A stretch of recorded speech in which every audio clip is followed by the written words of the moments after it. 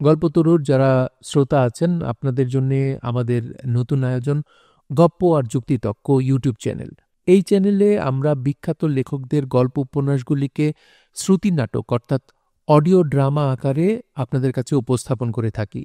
আপনারা যারা audio book, শ্রুতি নাটক অথবা অডিও ড্রামা পছন্দ করেন তাদের কাছে আমাদের এই আয়োজনটি খুবই ভালো লাগবে। সো দেরি করবেন না, আপনারা এখনই গপ্প আর যুক্তিতক্ক ইউটিউব চ্যানেলটি সাবস্ক্রাইব করে আমাদের সঙ্গে থাকুন। আমাদের এই চ্যানেলটির লিঙ্ক আমরা ডিসক্রিপশন বক্সে দিয়ে রেখেছি। ডিসক্রিপশন বক্সে গিয়ে আপনারা চ্যানেলটির লিঙ্কটি ভিজিট করলে গপ্প আর যুক্তিতক্ক ইউটিউব চ্যানেলটি পেয়ে যাবেন। এখনই সাবস্ক্রাইব করুন গপ্প আর যুক্তিতক্ক ইউটিউব চ্যানেল। গল্পতরু চ্যানেলে আপনাদের সাথে আছি আমি রাজ। পড়ছিলাম হুমায়ুন আহমেদের মিসির আলি সিরিজ থেকে উপন্যাস কহেন কবি কালিদাস। পড়ছি এর তৃতীয় ও শেষ পর্ব। রাত ৩টায় আমরা ঢাকা মেডিকেল কলেজের মর্গে উপস্থিত হলাম। দারোয়ান গেট খুলে দিল। সে আমাদের দেখে মোটেই অবাক হল না। সে নিশ্চয়ই আমাদের মতো অনেককে এভাবে আসতে দেখেছে। সে সহজ স্বাভাবিক গলায় পশ্চিম কোণ দিকে দেখিয়ে জিজ্ঞেস করল, ওজুর পানি লাগবো? আমি বললাম, আমার বোনের ডেড বডি মর্গে আছে, তাকে এক নজর দেখা কি সম্ভব? দারোয়ান বলল, নিয়ম নাই। আমি বললাম, ভাই একটা খোঁজ নিয়ে দেখেন না সম্ভব কিনা। সুপারভাইজার সাহেব হুকুম দিলে তালা খুলতে পারি। কাছে যাইতে পারবেন না, দূর থেকে দেখবেন। তালা খোলনের জন্য খরচ দিবেন। খরচ কত? ৫০০ টাকা লাগব। ৫০০ টাকা আমি দেব। দেখি সুপারভাইজার সাহেব আছে কিনা, ওনার হুকুম বিনা পারব না। ১,০০০ টাকা দিলেও পারব না, আমার চাকরি বিলা হয়ে যাব। বাবা জায়নামাজ বিছিয়ে সূরা ইয়াসিন পড়া শুরু করেছেন। তাঁর পীর সাহেব চোখ বন্ধ করে তসবি টানছেন।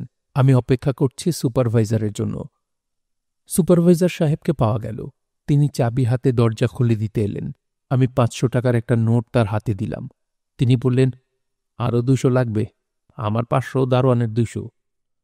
আমি আরও ২০০ টাকা দিলাম। সুপারভাইজার সাহেবের সঙ্গে মর্গে ঢুকলাম। মর্গে ১০০ পাওয়ারের একটা বাতি জ্বলছে। মর্গে ৩টা ডেড বডি, তিনটাই ৩টা আলাদা আলাদা টেবিলের ওপর। প্রতিটা ডেড বডি সাদা কাপড়ে ঢাকা। ইথেন বলেছিল তাকে রাখা হয়েছে একটা বাক্সের ভেতর। এটা ঠিক না, ঘরের ভেতর ফিনাইলের কড়া গন্ধ। সুপারভাইজার বললেন, ইথেন আছে মাঝখানের টেবিলে। আমি চমকে সুপারভাইজারের দিকে তাকালাম। ইথেন নাম সুপারভাইজারের জানার কথা না। আমি চাপা গলায় বললাম, আপনি কে? সুপারভাইজারের ঠোঁটের কোণে হাসি। আমি বললাম, আপনি কে? বোনকে দেখতে আসছেন, দেখেন। এত প্রশ্ন কি জন্য? তবে না দেখলে ভালো করবেন। আপনি কে? আমি তোমার স্যার, আমার নাম রকিব। আমি তোমার সঙ্গে ঘষাঘষি খেলতাম। এখন চিনেছ? হ্যাঁ, চিনেছি। মরা মানুষের সাথে আমার কোনো ব্যবসা নাই। আমার ব্যবসা জীবিত মানুষের সাথে। তারপরেও তোমার খাতিরে আসছি। বোনকে দেখার যখন এত শখ, তখন দেখো। এই সময় একটা ভয়ঙ্কর ব্যাপার ঘটল। সাদা চাদরের ভেতর থেকে ইথেন বলল, আপা খবরদার, আমাকে দেখিস না, খবরদার না। আমি অজ্ঞান হয়ে মেঝেতে পড়ে গেলাম।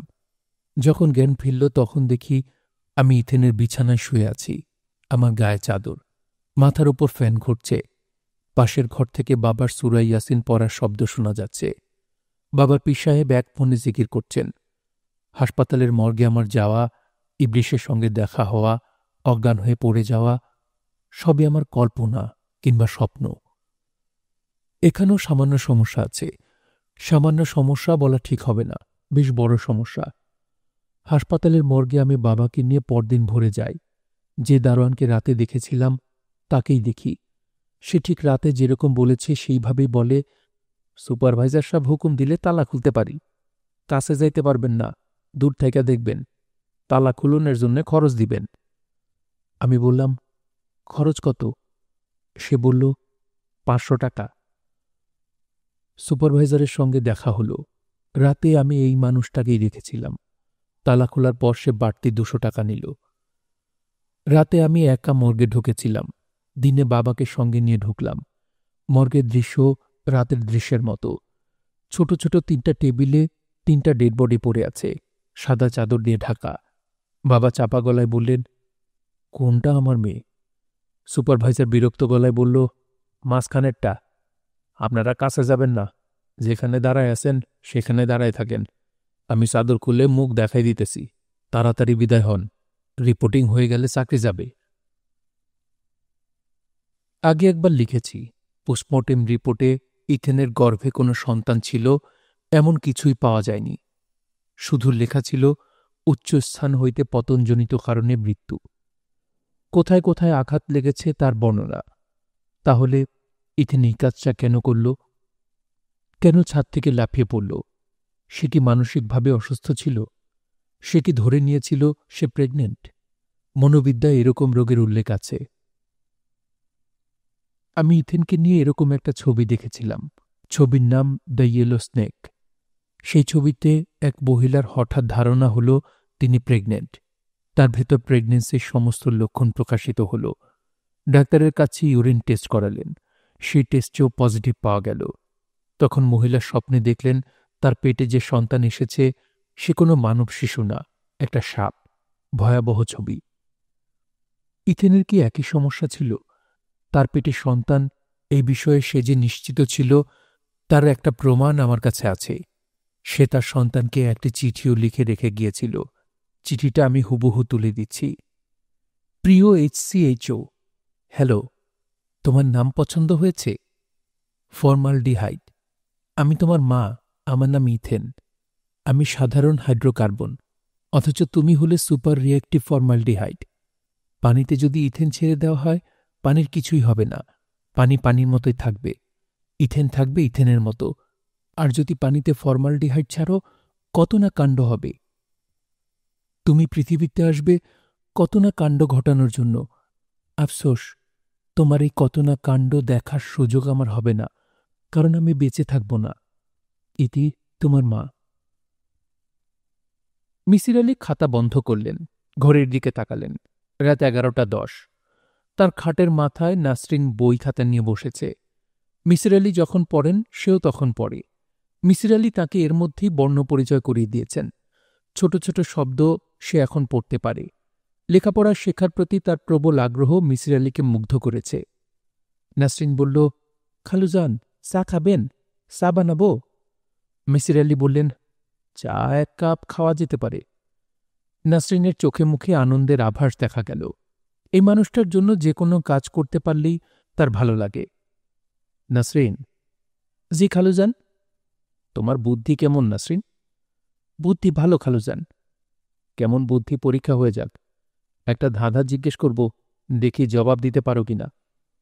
কহেন কবি কালিদাস, পথে যেতে যেতে নাই তাই খাচ্ছ, থাকলে কোথায় পেতে? পারব না খালুজান। তাহলে তো বুদ্ধি কম। আমি নিজেও পারছি না। আমারও তোমার মতোই বুদ্ধি কম।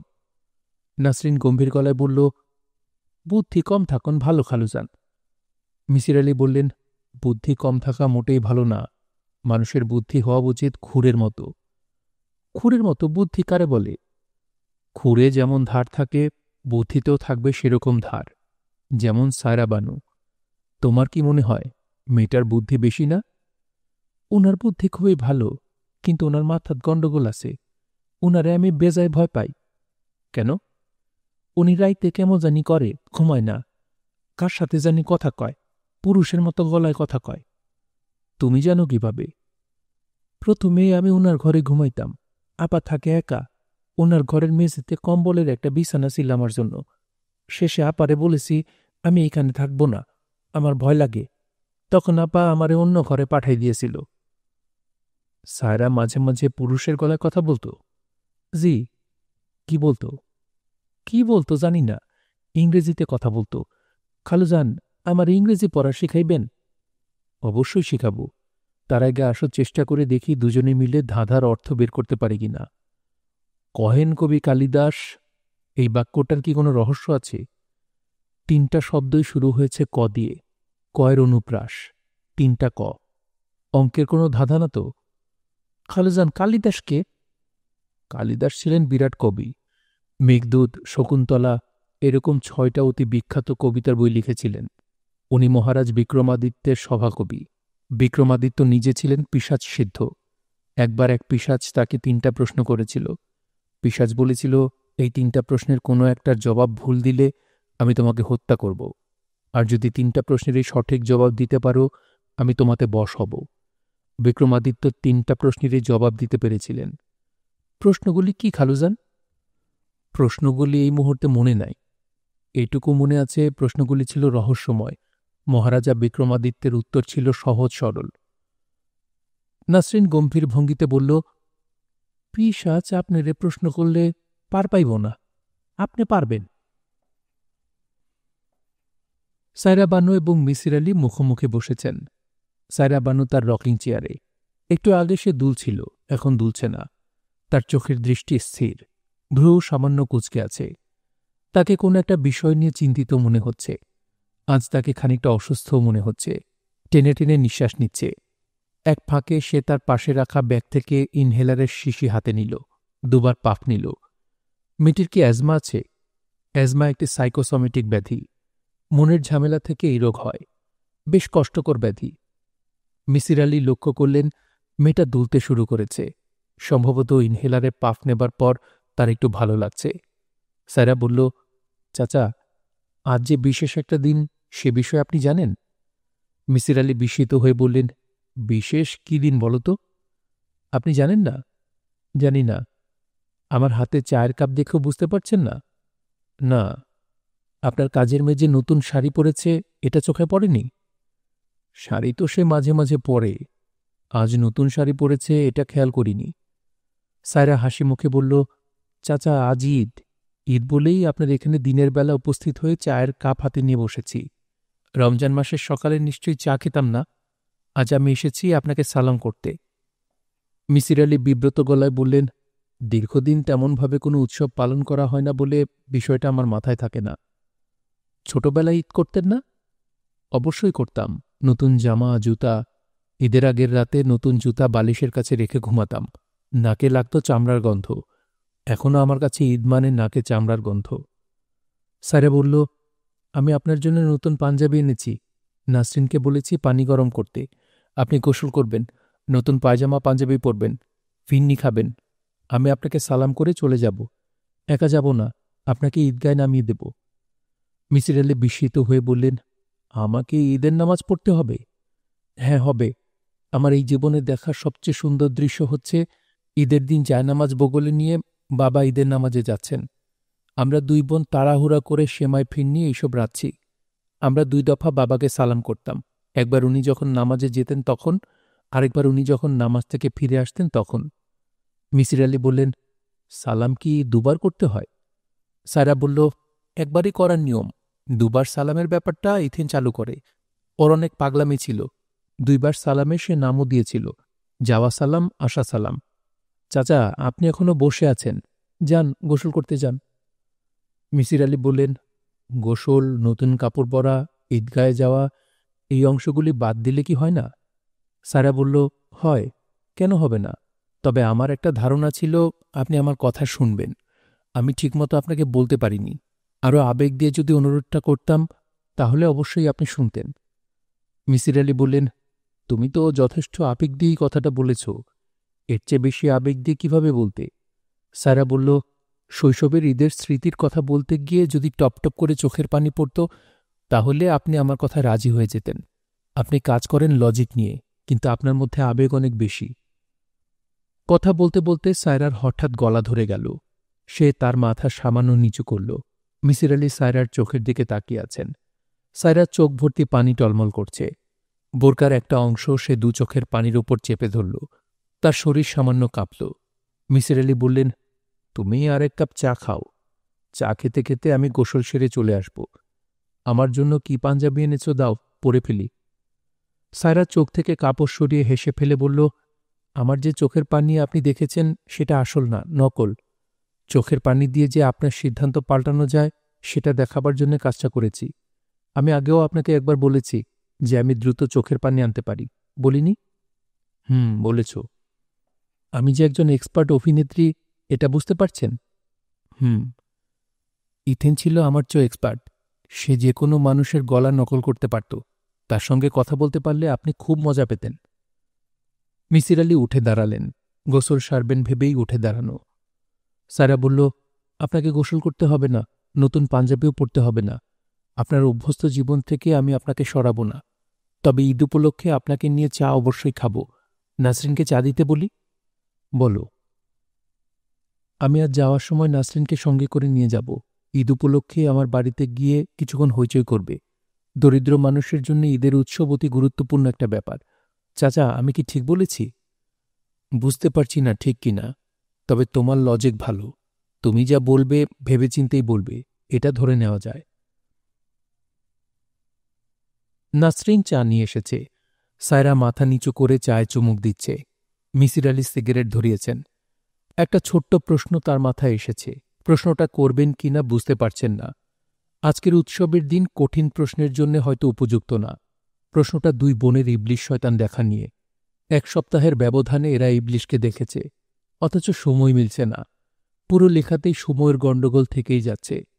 সায়রা খাতায় লিখছে সে শ্রাবণ মাসের রাতে ইবলিশ শয়তানের দেখা পায়, কিংবা স্বপ্নে দেখে। তার কয়েকদিন পরেই ছাদে দুই বোনের চা খাওয়ার বর্ণনা আছে। তখন বাগানবিলাসের রঙিন ঝলমলে পাতার কথা আছে। শ্রাবণ মাসে বাগানবিলাসের রঙিন পাতা থাকবে না, বেলি ফুলের গাছে বেলি ফুল থাকবে। অথচ সায়রা পরিষ্কার লিখল বেলি ফুলের সিজন না। ইবলিশ শয়তানের দেখা যদি তারা পেয়েও থাকে, কে আগে পেয়েছে? সায়রা চায়ের কাপ নামিয়ে রাখতে রাখতে বলল, আপনাকে দেখে মনে হচ্ছে আপনি আমাকে কিছু জিজ্ঞেস করতে চান। আপনার চোখে প্রশ্ন প্রশ্ন ভাব আছে। প্রশ্ন করতে চাইলে করতে পারেন। কিছু জিজ্ঞেস করতে চাচ্ছি না। আপনি আমার লেখা কতটুকু পড়েছেন? 2nd চ্যাপ্টার শেষ করেছি। প্রথম চ্যাপ্টার শেষ করার পরে আপনার মধ্যে অনেক খটকা তৈরি হয়েছিল। 2nd চ্যাপ্টারে হয়নি? তেমন বড় কোনো খটকা তৈরি হয়নি। ছোটখাটো কিছু সমস্যা আছে, সেগুলি তেমন গুরুত্বপূর্ণ না। 2nd চ্যাপ্টার থেকে গুরুত্বপূর্ণ কোনো তথ্যই পাননি? মিসির আলি বললেন, একটা পেয়েছি, তোমাদের ইবলিশ শয়তান বিরাট মিথ্যাবাদী। সে সত্যির সঙ্গে মিথ্যা মিশাচ্ছে না, মিথ্যার সঙ্গেই মিথ্যা মিশাচ্ছে। তোমার মা মোটেই হিন্দু মহিলা ছিলেন না, তার নাম রহিমা বেগম। তোমার বাবার সংক্ষেপ করে রমা ডাকতেন।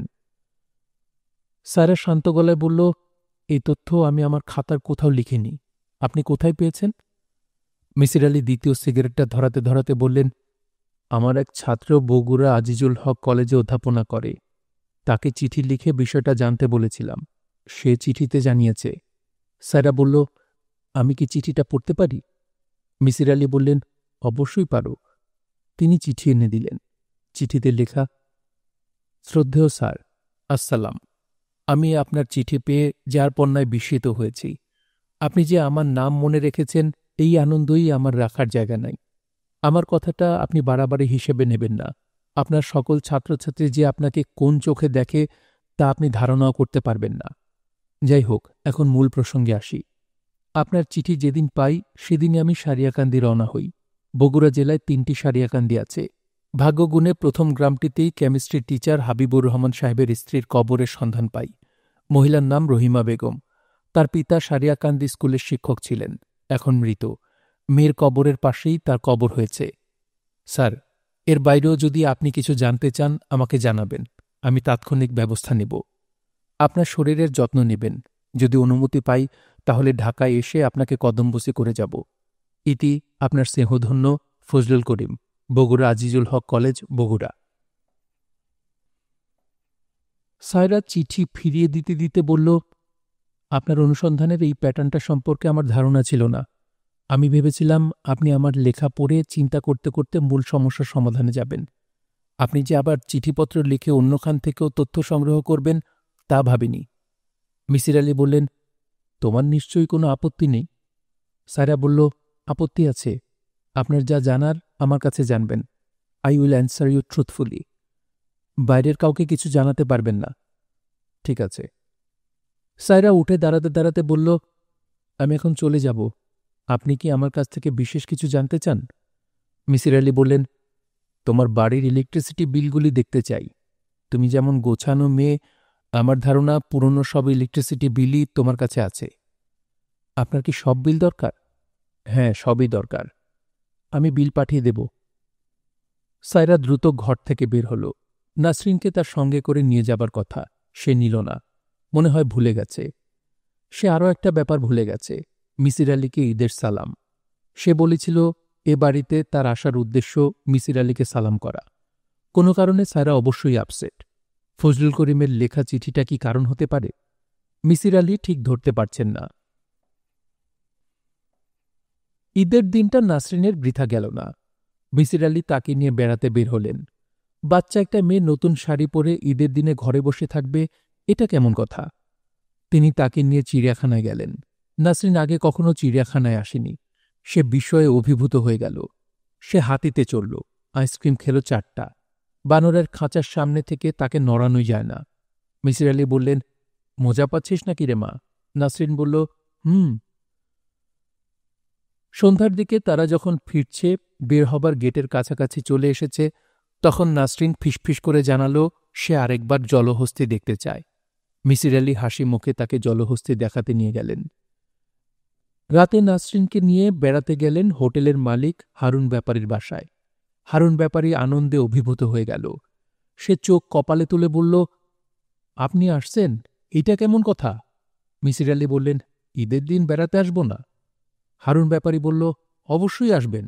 আপনি আমার বাড়িতে এসেছেন, এটা যে আমার জন্য কত বড় ভাগ্যের ব্যাপার সেটা আমি জানি।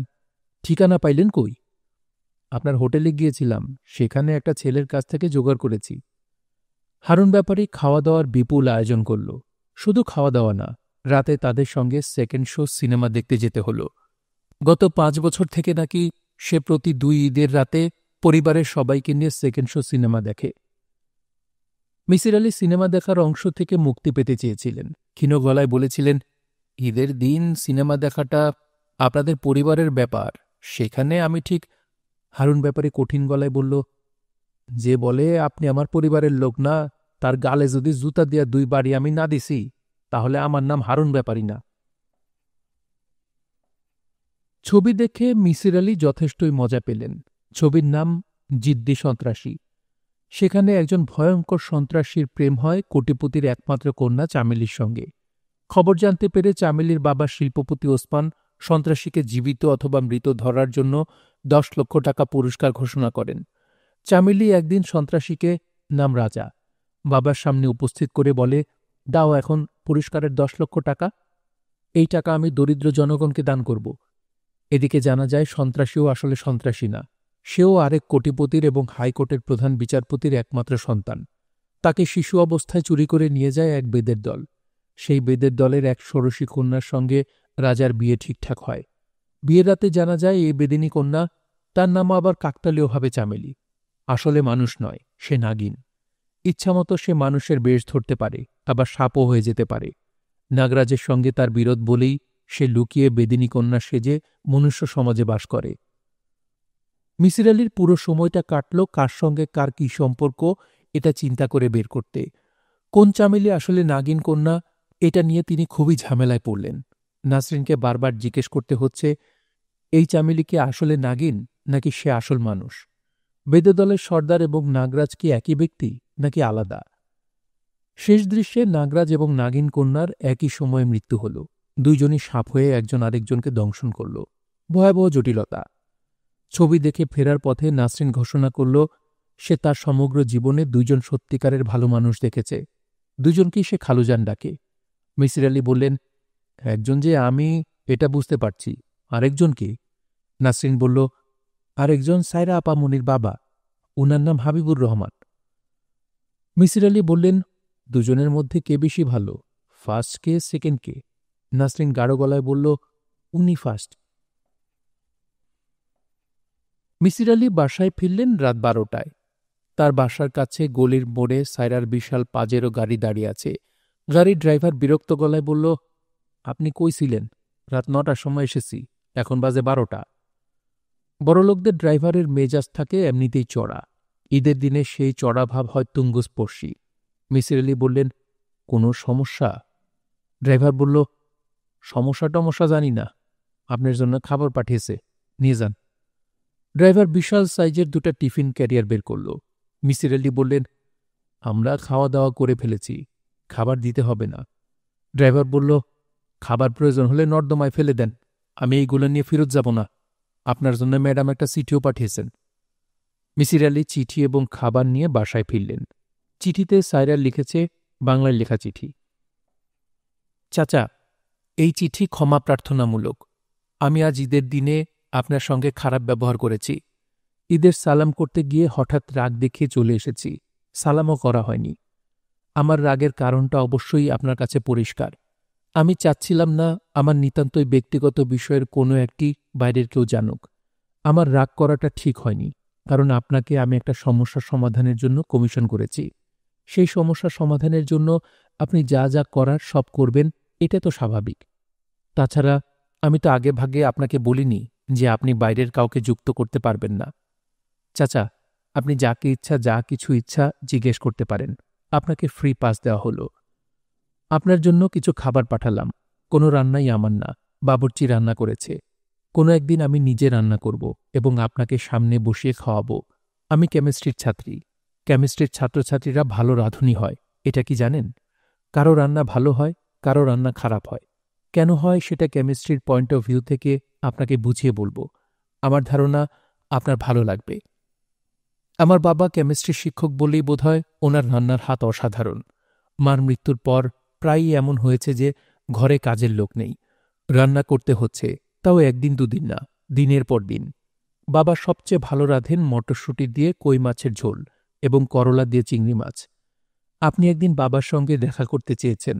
আমি ব্যবস্থা করব, যেদিন আসবেন বাবার হাতের রান্না খাবেন। চিঠিটা দীর্ঘ হয়ে গেল। কেন দীর্ঘ হল শুনলে আপনার হয়তোবা সামান্য মন খারাপ হবে। আমার অ্যাজমার টান উঠেছে।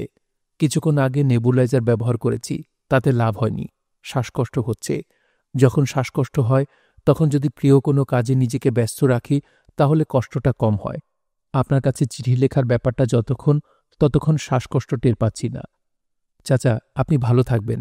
ও আচ্ছা, আপনাকে একটি বিশেষ থ্যাঙ্কস চিঠি শুরুতেই দিতে চেয়েছিলাম, ভুলে গেছি। এখন দিয়ে দেই। আপনি যে কাজের মেয়েটাকে লেখাপড়া শিখিয়েছেন, এটা আমার ভালো লেগেছে। মেয়েটি অতি ভালো। তাকে রাখা হয়েছিল বাবার সেবার জন্য। বাবাও মেয়েটিকে অত্যন্ত স্নেহ করেন, কিন্তু আমাদের কারোরই মনে হয়নি এই মেয়েটিকে লেখাপড়া শেখানো যায়। আপনার মনে হয়েছে। এইসব আপাতত তুচ্ছ কর্মকাণ্ড দিয়েই কিন্তু একজন মানুষ অন্য একজন মানুষের কাছ থেকে আলাদা হয়ে যায়। বিনীত, সায়রা বানু। স্কটল্যান্ডের অ্যাবারডিন বিশ্ববিদ্যালয়ের সাইকোলজির ফুল প্রফেসর সর্দার আমির হোসেন মিসির আলীকে একটি চিঠি কুরিয়ার সার্ভিসে পাঠিয়েছেন। চিঠিটা এরকম: শ্রদ্ধেয় স্যার, আমার সালাম নিন। আপনার চিঠির জবাব দিতে কিছু দেরি করে ফেললাম, তার জন্য শুরুতেই ক্ষমা প্রার্থনা করছি। মনোবিদ্যার একটি কনফারেন্স চলছিল।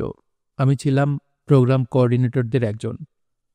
স্যার, আপনার চিঠি পড়ে মন সামান্য খারাপ হয়েছে। আপনি আবারও কোনো রহস্য সমাধানে নেমেছেন বলে মনে হয়েছে। আপনি আপনার ক্ষমতার কোনো ব্যবহার করলেন না।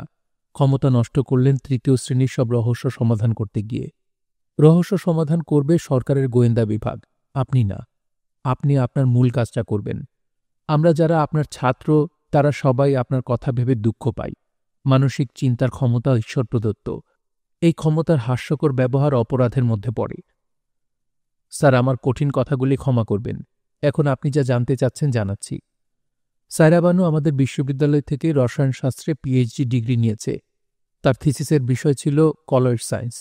আমি খোঁজ নিয়ে জেনেছি সে ছাত্রী হিসেবে অত্যন্ত মেধাবী ছিল। ডিগ্রি প্রাপ্তির পরপরই তাকে অ্যাবারডিন বিশ্ববিদ্যালয়ের লেকচারারশিপের অফার দেওয়া হয়েছিল। সে সেই অফার গ্রহণ করেনি। আপনি মেয়েটির মানসিক অবস্থা কেমন ছিল জানতে চেয়েছেন। আমি তার সুপারভাইজার ড জন গ্রিনের সঙ্গে কথা বলেছি।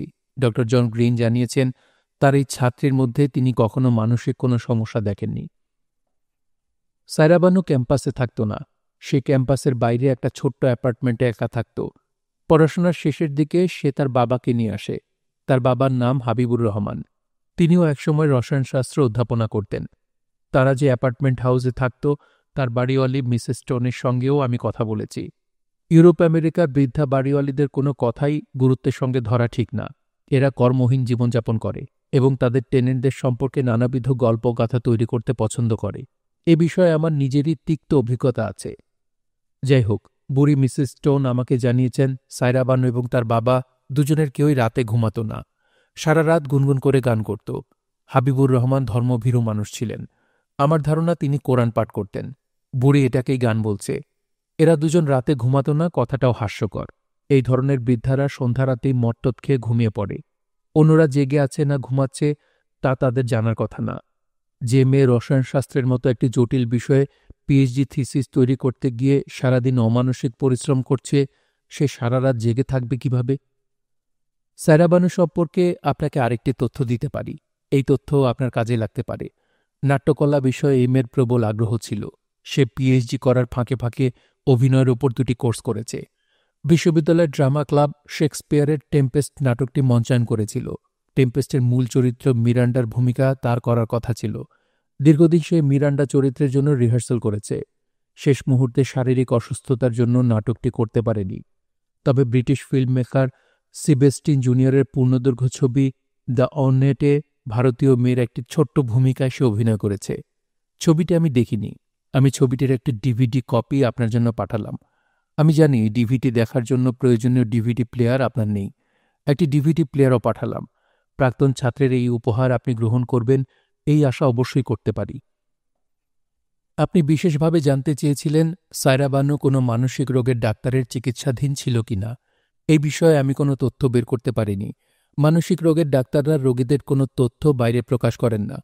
তার জন্য কোর্টের নির্দেশ প্রয়োজন হয়। স্যার, আপনি যদি আরও কিছু জানতে চান, আমি আমার ইমেল নাম্বার দিচ্ছি। চিঠি চালাচালির চেয়ে ইমেলে যোগাযোগ সহজ হবে। বিনীত, সর্দার আমির হোসেন। কেমন আছো সায়রা? চাচা, আমি ভালো আছি। খুব ভালো আছো সেরকম মনে হচ্ছে না। কিছুক্ষণের মধ্যে 2বার ইনহেলার নিলে। আমার মন ভালো না। যখন আমার মন খারাপ থাকে তখন শ্বাসের সমস্যা হয়। মন খারাপ কেন? আমার হাজবেন্ডের শরীর হঠাৎ বেশি খারাপ করেছে। কাল রাতে তাকে হাসপাতালে ভর্তি করতে চেয়েছিলাম। সে রাজি হয়নি। সে বলেছে জীবনের শেষ কিছুদিন সে তার নিজের বাড়িতে কাটাতে চায়। উনি কি নিশ্চিত যে তার জীবনের শেষ সময় এসে গেছে? উনি নিশ্চিত না হলেও আমি নিশ্চিত। এত নিশ্চিত কিভাবে হচ্ছ? ইবলিশ শয়তান এসে তোমাকে বলেছে যে তিনি মারা যাচ্ছেন? আমাকে বলেনি, বাবাকে এসে বলেছে। স্যারা, চা খাবে? না। চা খাও, তোমার সঙ্গে আমিও খাব। এসো কিছুক্ষণ মন খুলে গল্প করি। আমার ধারণা তোমার সঙ্গে আমার আর দেখা হবে না। দেখা হবে না কেন? দেখা হবে না কারণ দেখা হবার কোনো প্রয়োজন নেই। আমি ইবলিশ শয়তান ঘটিত যে সমস্যা তার সমাধান করেছি। সমাধান জানার পর তুমি যে আমার কাছে আসবে তা মনে হয় না। সমাধান করে ফেলেছেন? হ্যাঁ, করেছি। আপনি কি আমার লেখা পুরোটা পড়েছেন? আমি 3rd চ্যাপ্টার পর্যন্ত পড়েছি। আরও 2টা চ্যাপ্টার আছে, সেই 2 চ্যাপ্টার পড়বেন না? না। না কেন? তুমি লেখাটা মূলত লিখেছ আমাকে কনফিউজ করার জন্যে। আমি যতই পড়ছি ততই কনফিউজ হচ্ছি। ইবলিশ যেমন করে সত্যের সঙ্গে মিথ্যা মিশায়, তুমি নিজেই তা করেছ। অতি গুরুত্বপূর্ণ কিছু তথ্য গোপন করেছ, আবার অতি তুচ্ছ তথ্য খুবই গুরুত্বের সঙ্গে বর্ণনা করেছ। সায়রা বানু কিছুক্ষণ চুপ করে থেকে ক্ষীণস্বরে বলল, আপনার সমাধানটা কি বলুন? মিসির আলি বললেন, সমাধান তুমি নিজেও করেছ, অনেক আগেই করেছ, তাই না? হ্যাঁ। তাহলে আমার কাছে এসেছ কেন? কনফার্মেশনের জন্য। আপনার যতটা আস্থা আপনার বুদ্ধির ওপর আছে, আমার ততটা নেই। মিসির আলি উঠে দাঁড়াতে দাঁড়াতে বললেন, চা নিয়ে আসি, চা খেতে খেতে কথা বলি। সায়রা বলল, আগে কথা শেষ হোক, তারপর চা খাবেন। মিসির আলি বসে পড়লেন। সায়রা বলল, চা এখন খেতে চাচ্ছি না কেন আপনাকে বলি। চা খেলেই আপনি সিগারেট ধরাবেন। এমনিতে আমার শ্বাসকষ্ট, সিগারেটের ধোঁয়ায় শ্বাসকষ্টটা বাড়বে। এখন বলুন আপনার সমাধান। মিসির আলি বললেন, তুমি তোমার গলার স্বর পুরুষদের মতো করতে পারো, তাই না? সায়রা বানু চমকাল না, সহজ গলায় বলল, হ্যাঁ। মিসির আলি বললেন, তোমার বোন যখন আলাদা ঘরে থাকা শুরু করল, তুমি তখন জানলার বাইরে থেকে পুরুষের মতো গলা করে কথা বলতে। ইবলিশ শয়তান সেজে কথা বলা। সায়রা বলল, হ্যাঁ। ও আলাদা থাকতে গেল, তখন আমার খুব রাগ লাগল। আমি তাকে ভয় দেখিয়েছিলাম যাতে সে আবার আমার সঙ্গে থাকতে শুরু করে। ইবলিশ শয়তান সেজে তুমি তোমার বাবার সঙ্গেও কথা বলেছ? হ্যাঁ, বলেছি। ওনাকে ভয় দেখাতে চেয়েছ? হ্যাঁ, বাবাকে ভয় দেখানো জরুরি ছিল। তুমি তোমার মায়ের মৃত্যু সম্পর্কে যে বর্ণনা দিয়েছ সে বর্ণনাটা ভুল। তুমি লিখেছ ছাদের ঠিক যে জায়গা থেকে পড়ে গিয়ে ইথেনের মৃত্যু হয়েছে, তোমার মার মৃত্যু সেখান থেকেই পড়েই হয়েছে, অথচ তোমার মার মৃত্যু এ বাড়িতে হয়নি। সায়রা বলল, এ বাড়িতে হয়নি এটা ঠিক, তবে তার মৃত্যু ছাদ থেকে পড়েই হয়েছিল।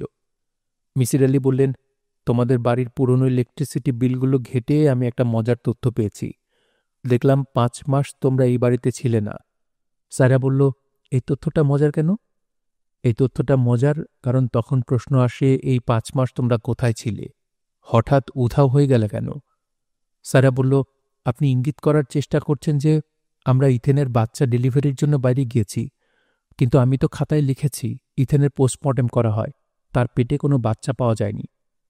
মিসির আলি বললেন, এমন কি হতে পারে না যে ওই 5 মাস তোমরা গোপনে কোথাও ছিলে, ইথেনের বাচ্চা হয়েছে, বাচ্চাটাকে কোথাও দত্তক দিয়ে তোমরা চলে এসেছ? সায়রা বলল, চাচা, আপনি চা খেতে চেয়েছিলেন, চা খান। মেয়েটা কোথায়, ওকে বলুন চা দিতে। মিসির আলি বললেন, মেয়েটিকে আমি ইচ্ছা করেই আজ বাসায় রাখিনি। আমি চাচ্ছিলাম না আমাদের কথাবার্তার সময় সে থাকুক। আমার এক বন্ধু আছে, নাম হারুন ব্যাপারী। নাসরিনকে পাঠিয়েছি ওই বাড়িতে। আজ সারাদিন সে ওই বাড়িতেই থাকবে। চা আমাকেই বানাতে হবে। সায়রা, তোমার জন্য কি বানাবো? হ্যাঁ। মিসির আলি চা এনে দেখেন সায়রা কাঁদছে, নিঃশব্দ কান্না। তিনি সায়রার দিকে চায়ের কাপে গিয়ে দিলেন। সায়রা নিঃশব্দে চায়ে চুমুক দিল। ক্ষীণ গলায় বলল, আপনি ইচ্ছা করলে সিগারেট ধরাতে পারেন। মিসির আলি সিগারেট ধরালেন। সায়রা বলল, কথা শেষ করুন। মিসির আলি বললেন, ইথেনের মৃত্যুর পর রমনা থানায় একজন মহিলা এবং একজন পুরুষের টেলিফোন কলটা খুবই রহস্যজনক। আমি তোমাদের ওই বাড়িটি দেখতে গিয়েছি, গাছগাছালিতে ঢাকা বাড়ি। এই বাড়ির ছাদে কি হচ্ছে না হচ্ছে তা দূরের অ্যাপার্টমেন্ট হাউস থেকে দেখে কিছুই বোঝার উপায় নেই। অথচ এর মধ্যে একজন দেখে ফেলল ঘিয়া রঙের পাঞ্জাবি। অন্ধকারে কোনো রং দেখা যায় না, কাজেই যে বলেছে ঘিয়া রঙের পাঞ্জাবি, তাকে দেখতে হয়েছে খুব কাছ থেকে। কিংবা সে জানে যে হত্যাকাণ্ডটি করেছে তার গায়ে ছিল ঘিয়া রঙের পাঞ্জাবি। ওই ভয়াবহ দিনে তোমার বাবার গায়ে ঘিয়া রঙের পাঞ্জাবি ছিল? হ্যাঁ। মিসির আলি সিগারেট টান দিয়ে বললেন, টেলিফোন দুটা আমার ধারণা তুমি করেছ, প্রথমে মেয়ের গলায়, তার পরপরই পুরুষের গলায়। আমি টেলিফোন করব কেন? দুটা কারণে করবে। যাতে তোমার বাবা তোমাকে সন্দেহ না করেন, যাতে তোমার বাবার ধারণা হয় কাজটা ইবলিশ শয়তান করেছে। তোমার বাবার রূপ ধরে সে ছাদে গেছে, তোমার বোনকে ধাক্কা দিয়ে ফেলেছে। সায়রা বলল, আপনার ধারণা ইথেনকে আমি ধাক্কা দিয়ে ফেলেছি? মিসির আলি বললেন, আমি এই বিষয়ে পুরোপুরি নিশ্চিত। সায়রা বলল, হত্যাকারীর মোটিভ থাকে, আমার মোটিভ কি? মিসির আলি বললেন, পুরো ঘটনা আমি যদি অন্যভাবে সাজাই তাহলে তোমার একটা মোটিভ বের হয়ে আসে। সাজাবো? সাজান। তার আগে আমার একটা প্রশ্ন। আপনার ধারণা আমি একজন ভয়ঙ্কর হত্যাকারী, মোটামুটি ইবলিশ শয়তানের কাছাকাছি। তাই যদি হয়, আমি আপনার কাছে সাহায্যের জন্য আসব কেন? আপনাকে তাহলে আমার প্রয়োজন কেন? মিসির আলি বললেন, আমাকে তোমার কেন প্রয়োজন সেটা পরে বলি, আগে পুরো ঘটনা অন্যভাবে সাজাই। হ্যাঁ, সাজান। তুমি লিখেছ ইথেনের মৃত্যু যেভাবে হয়েছে তোমার মার মৃত্যুও সেভাবে হয়েছে। তাহলে ধরে নেই তুমি নিজেই তোমার মাকে ধাক্কা দিয়ে ফেলেছ। কেন ফেলেছ আমি জানি না, এই অংশটি আমার কাছে পরিষ্কার না। আমার ধারণা এই মৃত্যু বিষয়ে তোমার বাবার মনে কিছু খটকা ছিল। খটকা দূর করার জন্য ইবলিশ শয়তানের উপস্থিতি তুমি কাজে লাগালে। সায়রা, তুমি কি আরেক কাপ চা খাবে? না। তুমি চাইলে আমি আলোচনা বন্ধ রাখতে পারি। আপনার যা বলার বলুন, আমি শুনছি। মিসির আলি বললেন, ইথেনের পেটে সন্তান আসার অংশটিকেও আমি সম্পূর্ণ অন্যভাবে সাজাব। যেভাবে সাজাব তাতে জিগস পাজল খাপে খাপে মেলে। সন্তানটি আসলে এসেছিল তোমার পেটে। সন্তানটি তুমি নষ্ট করনি। যে 5 মাস তোমরা বাইরে ছিলে, সেই 5 মাসের সন্তানটি পৃথিবীতে আসে এবং তাকে কোথাও দত্তক দেওয়া হয়। ইথেন পুরো বিষয়টি জানে। তাকে চুপ করিয়ে দেওয়া তোমার জন্য প্রয়োজন হয়ে পড়ে। ইথেন নামের মেয়েটা পেটে কথা রাখা টাইপ মেয়ে না, তাকে বিশ্বাস করা যায় না। ঠিক বলেছি? হ্যাঁ, ঠিক বলেছেন। তোমার লেখা 3টা চ্যাপ্টার আমি পড়ে ফেলেছি। এই 3 চ্যাপ্টারে তুমি তোমার স্বামীর কথা কিছুই লেখনি। আমি তার সম্পর্কে সামান্যই জানি। শুধু এইটুকু জানি যে তিনি অসুস্থ। তার সম্পর্কে আমরা কম জানি কারণ তুমি জানাতে চাচ্ছ না। তার অসুখটা কি? ডাক্তার ধরতে পারছে না। দেশের ডাক্তাররা দেখেছে, বাইরের ডাক্তাররাও দেখেছে। শুরুতে ক্যান্সার ভাবা হয়েছিল, এখন ভাবা হচ্ছে না। যতই দিন যাচ্ছে সে দুর্বল হয়ে পড়ছে। কোনো কিছু খেতে পারে না, হজম করতে পারে না। মিসির আলি বললেন, মাথার চুল উঠে যাচ্ছে? সায়রা সামান্য চমকালো, তবে সহজ গলায় বলল, হ্যাঁ। মিসির আলি বললেন, আর্সেনিক পয়জনিং বলে একটা বিষয় আছে। খাবারের সঙ্গে যদি অতি সামান্য পরিমাণ হেভি মেটাল যেমন আর্সেনিক, অ্যান্টিমনি কিংবা লেড দেওয়া হয়, তাহলে শরীরের কলকবজা এমনভাবে নষ্ট হবে যে ডাক্তাররা তার কারণ ধরতে পারবে না। হেভি মেটাল জড়ো হবে চুলের গোড়ায়, চুল পড়তে শুরু করবে। হেভি মেটালের সাহায্যে মানুষ খুন করার সহজ বুদ্ধির জন্য একজন রসায়নবিদ দরকার। বুঝতে পারছ? পারছি। এই মানুষটাকে সরিয়ে দেবার চিন্তা তোমার মাথায় এসেছে কারণ তোমার মনে ভয় ঢুকে গেছে যে এই মানুষটা তোমার অতীত ইতিহাস জেনে ফেলবে। তুমি তোমার সন্তানকে প্রোটেস্ট করতে চেয়েছ। ভালো কথা। তোমার এই সন্তানের বাবা কি তোমার প্রাইভেট টিচার রকিব সাহেব? হ্যাঁ। উনি কোথায়? জানি না কোথায়, তার সঙ্গে আমার কোনো যোগাযোগ নেই। মিসির আলি বললেন, এখন আমি বলি তুমি আমার কাছে কেন এসেছ। সারা বলল, বলুন। সিরিয়াল কিলাররা অহংকারী হয়। তাদের ধারণা জন্মে যায় কারোরই সাধ্য নেই তাদের অপরাধ ধরার। তারা বুদ্ধির খেলা খেলতে পছন্দ করে, অন্যকে বুদ্ধিতে হারাতে পছন্দ করে। তুমি আমার কাছে বুদ্ধির খেলা খেলতে এসেছ। এটা ছাড়াও তুমি তোমার মেয়ের জন্য একটি ভালো আশ্রয়ও চাচ্ছিলে। তোমার কাছে মনে হয়েছিল আমি একটা ভালো আশ্রয়। নাসরিন কি তোমার মেয়ে না? হ্যাঁ। ইথেন যে চিঠি তার মেয়েকে লিখেছিল বলে তুমি উল্লেখ করেছ, সেই চিঠি আসলে তোমার লেখা। তুমি তোমার মেয়েকে লিখেছ। ইথেন আর্টসের ছাত্রী। ফর্মালডিহাইড কি তা সে জানে না, তুমি জানো। তোমার ব্যাপারটা আমি ধরতে পারি এই চিঠি পড়ে। তোমার খাতায় এই চিঠিটা যদি না থাকত, তাহলে আমি মনে হয় না তোমাকে ধরতে পারতাম। সায়রা কাঁদছে। মিসির আলি কঠিন গলায় বললেন, শেক্সপিয়ারের টেম্পেস্ট থেকে কয়েকটা লাইন বলি। লাইনগুলি নিশ্চয়ই তোমার পরিচিত। তুমি শেক্সপিয়ারের এই নাটকে অভিনয় করতে চেয়েছিলে। And my ending is disappear, as I be relieved by prayer, as you from crimes would pardon me. And my ending is disappear, unless I be relieved by prayer, as you from crimes would pardon me. সারা চোখ মুছতে মুছতে বলল, but release me from my bands with the help of your good hands. Misir Ali বললেন, পুলিশকে সবকিছু খুলে বললে কেমন হয় সারা? সারা বলল, আপনি বলতে বললে আমি অবশ্যই বলবো। মিসির আলি বললেন, তুমি কি করবে বা করবে না সেটা তোমার ব্যাপার। আমি কাউকে উপদেশ দেই না। ভালো কথা। তুমি একবার বলেছিলে তোমার বাবার হাতের রান্না খাওয়াবে, মনে আছে? ওনার সঙ্গে আমার দেখা করার শখ আছে। একজন পুণ্যবান মানুষ কি করেন জানো? তিনি যখন কাউকে হাত দিয়ে স্পর্শ করেন, তখন তার অন্ধকার নিজের ভেতর নিয়ে নেন। সায়রা বলল, চাচা, আপনি কি আমাকে একটু হাত দিয়ে ছুঁয়ে দেবেন? মিসির আলি বললেন, না, কিন্তু তারপরেও হাত বাড়িয়ে দিলেন। মিসির আলি সিরিজের এই প্রথম একটি বই পড়লাম, কলিজা কাঁপানো ভয়। আমি আসলেও ভয় পেয়েছি বইটি পড়ে। ইবলিশ শয়তানের যে অংশটি লেখা হয়েছে, এত ডিটেইল, এত সহজ সরলভাবে প্রেজেন্ট করা হয়েছে। পড়ার সময় আমি দিনের বেলা পড়েছি, তারপরেও মনে হচ্ছিল যে ভয় পাচ্ছি। আশেপাশে আমার মনে হচ্ছিল যে কিছু একটা ঘটছে। যাই হোক, সো আপনাদের কাছে কেমন লেগেছে পুরো বইটি শুনতে অবশ্যই আপনারা কমেন্ট করে জানাবেন, আপনাদের অনুভূতিগুলো শেয়ার করবেন। সবাই ভালো থাকবেন, সুস্থ থাকবেন এবং গল্পতরুর সঙ্গেই থাকবেন। ধন্যবাদ।